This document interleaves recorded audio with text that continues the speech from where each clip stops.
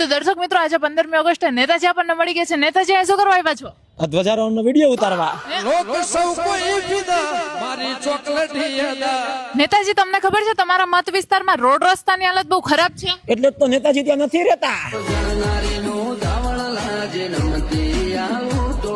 પણ તો તમે એ વિસ્તારની મુલાકાત કેમ નથી લેતા? કેમ કે રોડ રસ્તા ખરાબ છે.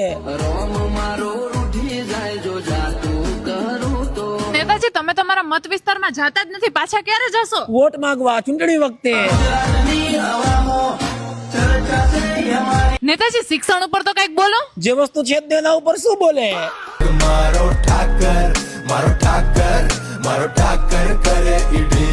તો નેતાજી દેશમાં જે વસ્તુ છે એના ઉપર કઈક બોલો. ભ્રષ્ટાચાર.